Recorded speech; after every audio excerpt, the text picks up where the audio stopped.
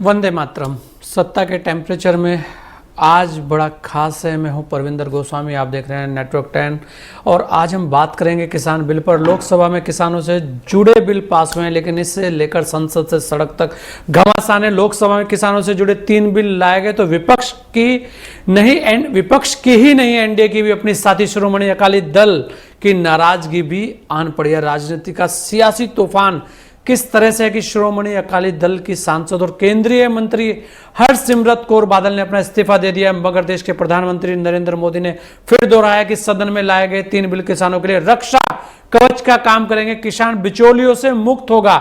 जबकि विपक्ष कह रहा है कि इससे बड़ी कंपनियों को किसानों का शोषण करने का मौका मिलेगा। किसान राजनीति फिर चर्चा में, इस बहाने एक नई बहस छिड़ गई है। कैसे देखते हैं सभी लोग और किसान नेता क्या कहते हैं, क्या है उनकी राय, इसी पर चर्चा करेंगे। उससे पहले पेश है एक खास रिपोर्ट।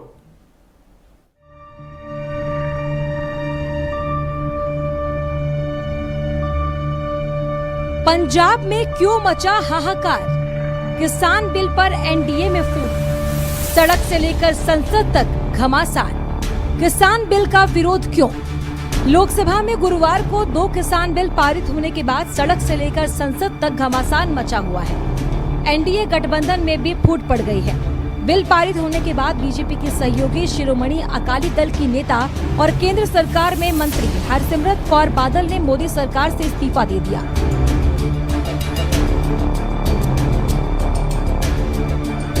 हालांकि उनकी पार्टी ने बीजेपी से समर्थन वापसी पर अभी कोई फैसला नहीं लिया।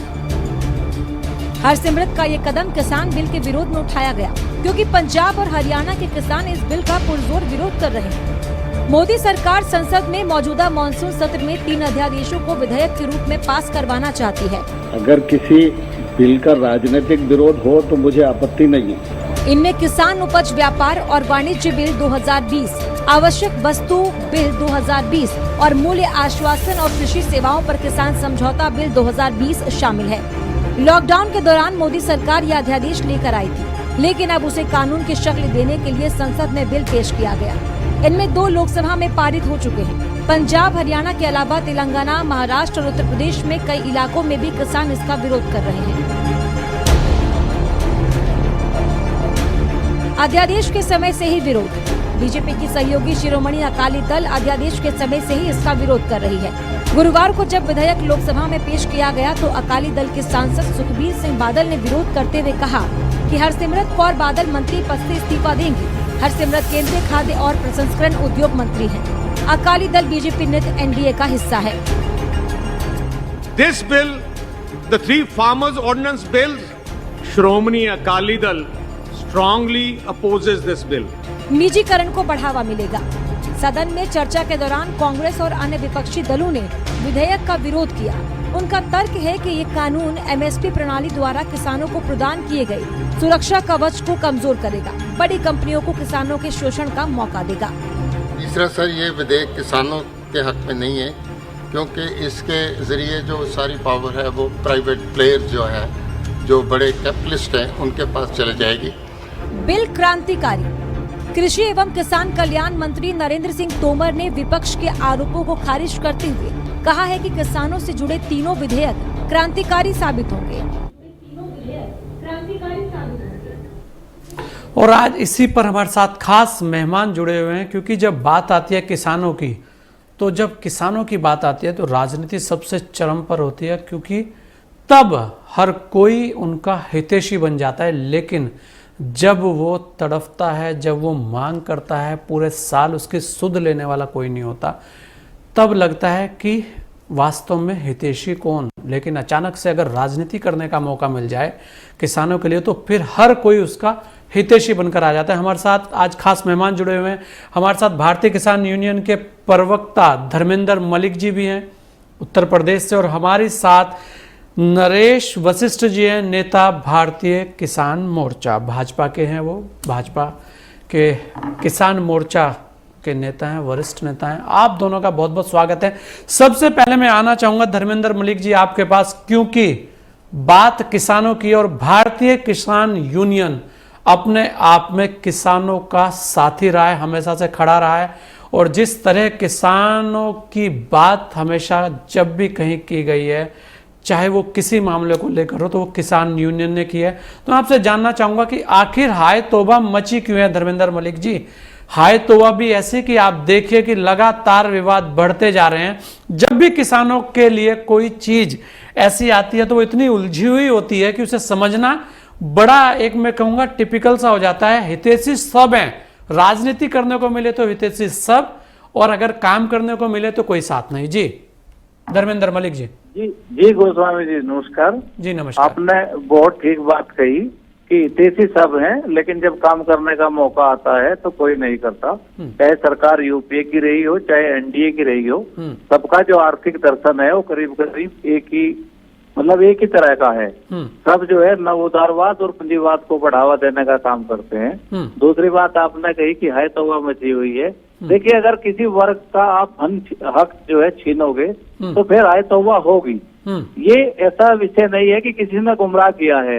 इसको लेके सबसे पहले किसान खड़ा हुआ है, और जो दूसरे पॉलिटिकल लोग हैं, चाहे बैकग्राउंड में कहो या सपोर्ट में कहो, या वो अपना प्रदर्शन कर रहे हैं। वो तो जायज सी बात है कि अगर कोई मुद्दा होट है तो विपक्ष का काम है, वो भी उसमें दिखता है और दिखाई देता है कि जैसे साथ खड़ा है। लेकिन मेरा कहने का मतलब है कि मेरे बहुत छोटे छोटे से 3 सवाल हैं। एक तो कहा गया कि 1 नेशन 1 मार्केट। देखिए, अभी हमारे दूसरे साथी भी साथ में है। देश की सरकार पहले तो किसान को ये बताए कि किस कानून के तहत किसान पे देश में कहीं भी फसल को ले जाकर बेचने की पाबंदी थी। किसान को ना पहले पाबंदी थी, वो व्यापारी पे लगता था। किसान अपना माल ले जाकर कहीं भी बेच सकता है, ये पहले से ही एक्ट में था। दूसरी बात, इन्होंने कहा कॉन्ट्रैक्ट फार्मिंग। कॉन्ट्रैक्ट फार्मिंग से ही अगर भला होता तो 1970 का जो अमेरिकी फ्री मार्केट एक्ट है, अगर उससे इतना लाभ होता तो पहले अमेरिका के किसान को होता। वहां पे आज करीब करीब जो है $427 बिलियन की सब्सिडी देने के बावजूद भी 3% लोग खेती करते हैं, और वो भी केवल सरकारी मदद पे बने हुए हैं। अगर सरकार आज हाथ खींच ले तो वहां पे कोई खेती करने के लिए तैयार नहीं है। तीसरी बात है एसेंशियल कमोडिटी एक्ट में जो चेंज किया है भंडारण का। देखिए, ना किसान की हैसियत है, ना कुव्वत है, ना उसके पास स्टोरेज कैपेसिटी है, वो पहले से ही खरीदार है। आपने सीमा, भंडारण की सीमा समाप्त कर दी, इससे हमारा लाभ होगा या व्यापारी का लाभ होगा? अरे बड़ी बड़ी कंपनियां खरीद करेंगी और उसका भंडारण करेंगी। और मैं आपको याद दिलाना चाहता हूँ 1943-44 के बंगाल के अकाल की। उस समय देश में ईस्ट इंडिया कंपनी अनाज की खरीद करती थी। बंगाल में जब अकाल पड़ा तो 40 लाख लोगों की मौतें हुई थी। इस कोरोना काल में भी अगर आज देश आत्मनिर्भर ना होता खाद्यान्न में, तो आपके जिले के बॉर्डर बंद थे, प्रदेश के बॉर्डर बंद थे, और देश के दुनिया में हर देश के बॉर्डर बंद थे, तो आपको रोटी के लाले पड़ जाते। लेकिन यहाँ के किसान ने बड़ी मेहनत और कुव्वत से यहाँ की खाद्य सुरक्षा को तैयार किया है। और आज आप कहते हो कि किसान के लिए है, अरे किसान के लिए नहीं है, ये निजीकरण का द्वार खोलते हैं। और पहले ही WTO के अंदर दबाव है, जो नव पूंजीवाद है उसका दबाव है कि हिंदुस्तान में जो न्यूनतम समर्थन मूल्य दिया जाता है उसको समाप्त करिए, और ये जो बेफजूल की सब्सिडी आप किसान को देते हैं इनको खत्म करिए। तो ये जो प्रेशर है WTO का, ये सब उसके कारण हो रहा है। भाई, हम एक मांग कर रहे हैं कि ठीक है प्रधानमंत्री जी, पहले तो आप असफल प्रधानमंत्री हो कृषि क्षेत्र को लेके। जब आप फसल बीमा योजना लेकर आए तो बड़े ढोल धमाकों के साथ लेकर आए। आपने कहा प्रधानमंत्री के फसल बीमा योजना से देश के किसान का वेलफेयर होगा। उसी बीमा योजना से आपको हाथ खींचने पड़े और उसको आपको स्वैच्छिक करना पड़ा। दुनिया भर का पैसा अपने किसान का कंपनियों को लुटवा दिया। दूसरा, मैं आपको बताना चाहता हूँ, प्रधानमंत्री जी ने इसका कहा कि भाई आपको जो है हम 2014 में बीजेपी के घोषणा पत्र में था कि C2+50 देंगे। आपने जो है स्वामीनाथन कमेटी की रिपोर्ट को लागू करने की देश का किसान मांग कर रहा था। इस 3 एक्ट को मैं आपको बता दूं कि किसी किसान ने ये मांग नहीं की कि यहाँ पे एक्ट लेकर आओ। आप स्वामीनाथन कमेटी में आपने कह दिया कि नहीं, लागू नहीं कर सकते, संभव नहीं है। देश की संसद में जो है वर्तमान वित्त मंत्री अरुण जेटली ने झूठ बोल दिया कि हमने तो C2 दे दिया। आपने फार्मूला ही चेंज कर दिया। तो आप हर बात को किसान के नाम पे थोपते हो। हम ये कहते हैं कि अगर ये किसान हितैषी कानून है तो आपको एक लाइन जोड़ने में क्या समस्या है कि देश में किसी भी तरह की फसल की अगर खरीद होगी तो न्यूनतम समर्थन मूल्य से कम पे खरीद अपराध माना जाएगा। बिल्कुल धर्मेंद्र मलिक जी, जिस तरह की बात आपने उठाई है ये भी अपने आप में अहम है। और हमारे साथ नरेश वशिष्ठ भी जुड़े हुए हैं। नरेश जी, क्या कहना चाहेंगे आप, क्योंकि आपके खुद के घटक दल से एक साथी चला गया, बहुत पुराना साथी था आपका, ऐसे में ऐसा क्या है इस बिल में कि पुराना, इतना पुराना साथी की जो सबसे अहम साथी होता था उसने इस्तीफा दिया और चला गया। जरूर है कि उसने ये जरूर कहा है कि अभी हम विचार विमर्श करेंगे। ऐसा क्या हुआ इस बिल के अंदर जिस तरह से धर्मेंद्र मलिक जी बता रहे हैं, आप क्या कहना चाहेंगे और कैसे आप बताएंगे कि जो लोग इस तरीके से उस बिल को मान बैठे हैं उसको समझाना बहुत ही अहम है, क्योंकि वर्तमान में पूरा भारत किसानों के कंधे पर टिका हुआ है। जी देखिए गोस्वामी जी, आपने शुरुआत में एक बहुत अच्छी बात कही।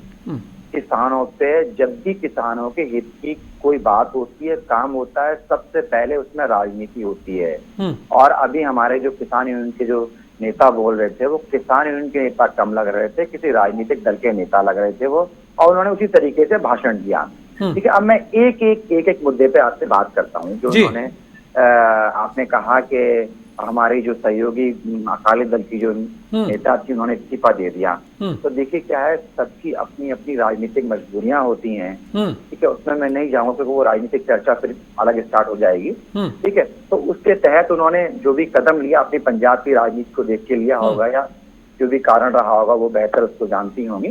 ठीक है, बात जो आपने जो मलिक साहब ने, इन्होंने अभी मलिक साहब ने कहा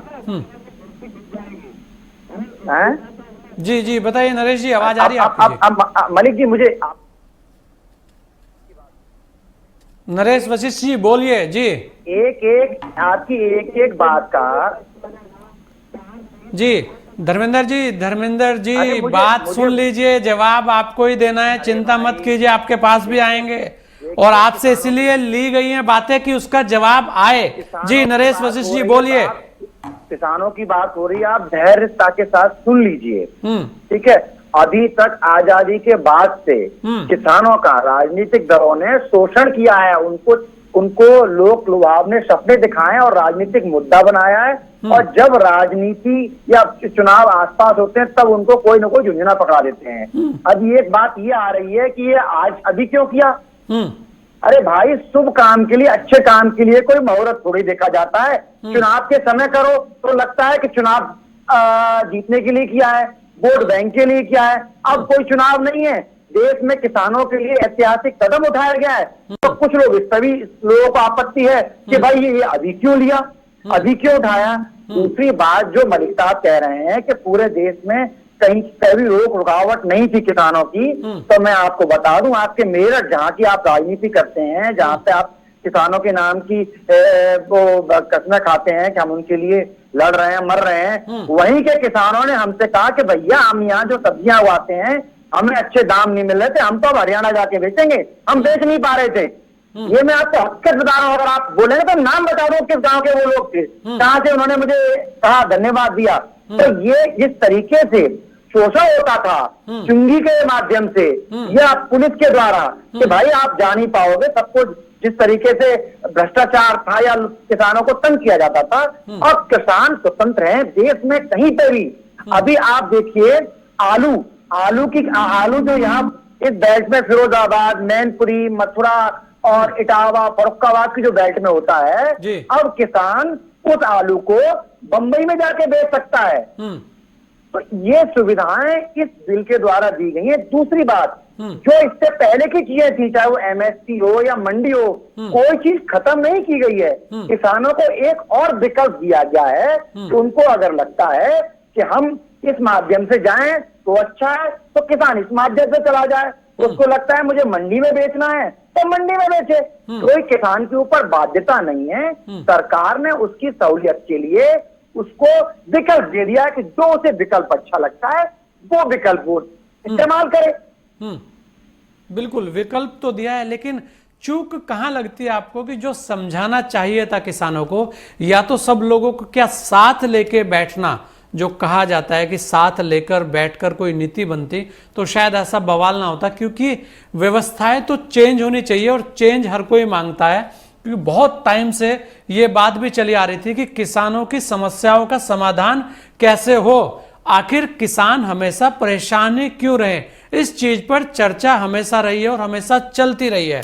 तो नरेश वशिष्ठ जी, अगर बात करें किसानों की, जब नीति की बात आई है तो आपको क्या लगता है कि जो बात धर्मेंद्र मलिक जी बोल रहे हैं, एक बात उन्होंने बोली कि एक लाइन जोड़ने में दिक्कत कहां थी, क्या कहना चाहेंगे उस एक लाइन के लिए आप? जी मैं वही गोस्वामी जी बोल रहा हूँ, धर्मेंद्र मलिक जी को भी समझा रहा हूँ कि जो एमएसपी का है, कहीं पे भी ऐसा नहीं है कि एमएसपी को खत्म किया गया है। जो राज्य स्तरीय एक्ट है जिसके द्वारा ये सब रेगुलेट होता है, वो राज्य जैसे हैं वैसे चलते रहेंगे। प्रधानमंत्री जी ने भी इस बात को कहा है कि ना मंडी खत्म हो रही है, ना एमएसपी खत्म हो रही है, और हम किसान को अधिक से अधिक फायदा देना चाहते हैं।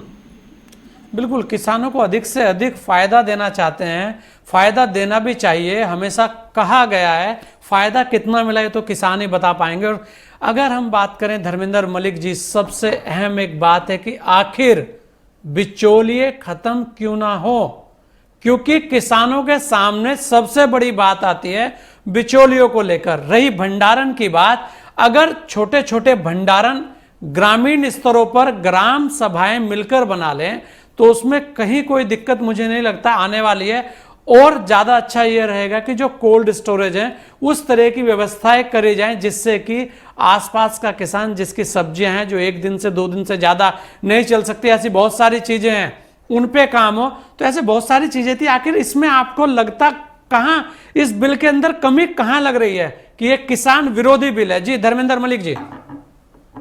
देखिए, मैं इनसे एक सवाल चाहूंगा। हाँ, कि आपने एपीएमसी आड़ के लिए कर दिया कि अगर कोई बेचेगा एपीएमसी आड़ में, यानी कि मंडी में, तो उसको जो है मंडी शुल्क देना होगा। और एक आदमी अगर मंडी से बाहर होकर खड़ा होकर खरीद कर रहा है उसको कोई मंडी शुल्क नहीं देना होगा। मेरा एक सवाल है, आप कह रहे हैं कि हमने विकल्प दिया है। देश में आप एपीएमसी आड़ के अंदर जो खरीद होती है एमएसपी को आज तक ना पहली सरकार रेगुलेट कर पाई और ना ये सरकार रेगुलेट कर पाई। अगर आपके पास लाइसेंस होल्डर ही नहीं होंगे और तमाम, आपने लिखा एनी पैन कार्ड होल्डर, और 3 दिन में भुगतान करना होगा। अरे किसी ने भी किसान का माल खरीद लिया, वो एक चेक दे के चला गया और बाद में उसका चेक बाउंस हो गया तो वो फिर एसडीएम के पास जाएगा। एसडीएम उस पर 30 दिन में फैसला लेंगे। 30 दिन के बाद जो है उसको कलेक्टर के बाद अपील करने का हक है।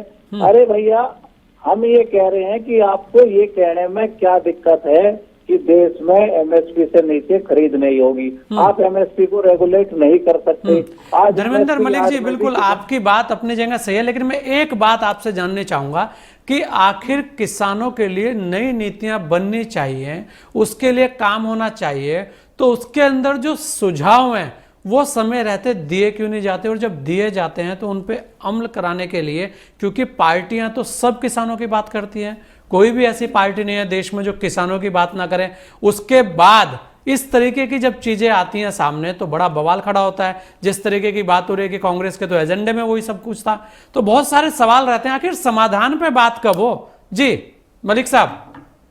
सबसे बड़ा कारण ये है कि कोई भी सरकार ना तो सुझाव लेना चाहती। इस सरकार ने भी डायरेक्ट ऑर्डिनेंस के फॉर्म में आए। अरे आप पहले बिल का फॉर्म बनाते, उसका प्रारूप किसान संगठनों को, सांसदों को, सबको उपलब्ध कराते, आप उनसे व्यूज लेते, संसद में उस पर चर्चा कराते, उसके बाद आप उसको लेकर आते, जो खामियां होती वो दुरुस्त होती।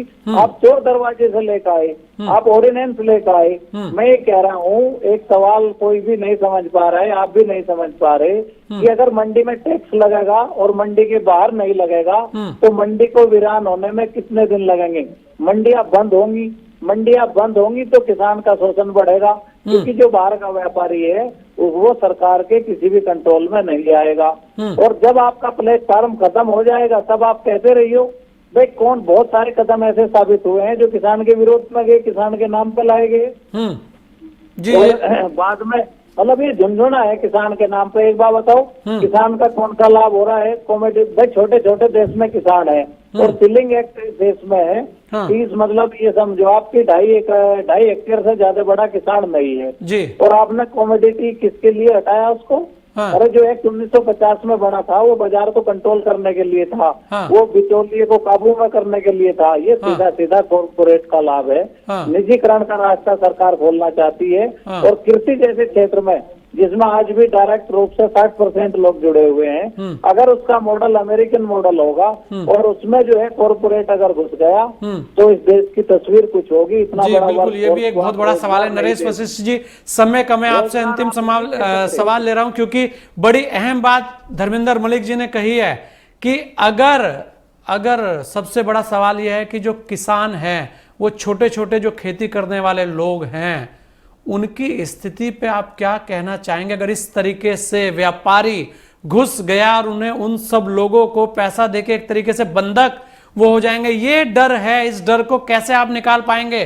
क्योंकि बात वही है कि ऐसे लोगों पर जो कॉर्पोरेट की बात हो रही है, बड़ी बड़ी कंपनियां जब आएंगी, उन्हें आप कब्जा करने से कैसे रोक पाएंगे? ये समझाने में कहीं ना कहीं आप नाकाम रहे हैं, जिसका कारण यह है कि आज इस तरीके से बवाल मचा हुआ है। क्या कहना चाहेंगे आप जी?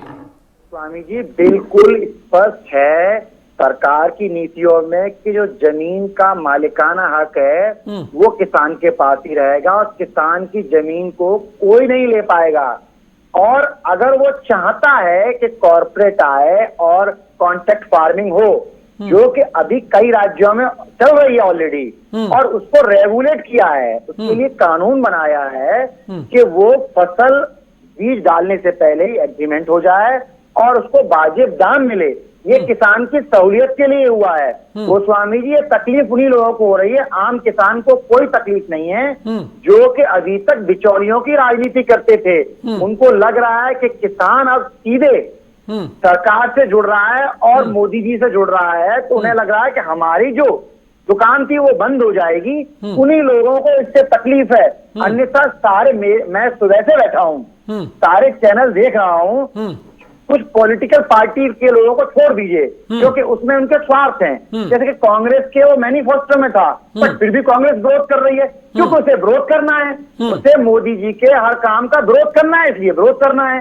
तो बाकी के जो निष्पक्ष जो किसान नेता हैं और जो किसान संगठन हैं, वो सब इसकी तारीफ कर रहे हैं। हाँ, एक दो जरूर सुझाव दे रहे हैं। तो मैं इस पर यह कहना चाहूंगा कि कोई भी बिल बनता है, कोई भी कानून बनता है, तो उसमें बाद में समय अनुसार जरूरत के हिसाब से बदलाव होते रहते हैं। और इसमें भी जो आगे किसानों के फायदे की चीजें लगेंगी और लगेगा कि किसानों के लिए ये सहूलियत और दिया बचती है, तो उसको बदल दिया जाएगा, उसमें बदलाव किया जाएगा। ये होता रहा है। तो बस मेरा अनुरोध ये है कि मलिक साहब, अब आप लोग इस चीजों को गंभीरता से लीजिए और किसानों को आगे बढ़ने दीजिए। आप किसानों को हाईटेक होने दीजिए और युवा जो शहरों में भाग रहा है नौकरी के लिए, उसे किसानी में लगने दीजिए, उसे अच्छी उपज मिलने दीजिए, उसे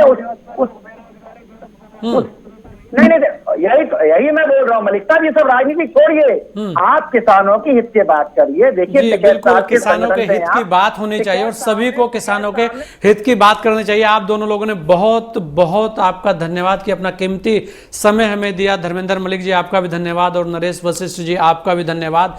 बात है किसानों की, राजनीति तो होनी जरूरी है, क्योंकि किसान एक ऐसा शब्द है जो हर तरीके की राजनीति में माहिर है, उससे निपटने के लिए भी, क्योंकि ये किसान ही है जो इस देश को चलाता है, ये किसान ही है जो भूखों का पेट भरता है, ये किसान ही है जो सारी मेहनत करता है, और जो शहरों में और जो सेना के जवान रहते हैं उनके लिए दिन रात मेहनत कर कर उनका पेट भी पालता है। तो किसान बहुत बड़ा है, इसलिए देश में जय जवान जय किसान कहा गया है। तो जे किसान और वास्तविकता है, किसानों के लिए हर तरह से उनके हित के लिए कार्य होने चाहिए, उनके हित के लिए निर्णय होने चाहिए, और उनके लिए जो नीतियां हैं वो उनके अनुसार बननी चाहिए। आज इस सत्ता के टेम्परेचर में सिर्फ इतना ही। दीजिए मुझे इजाजत। जय हिंद।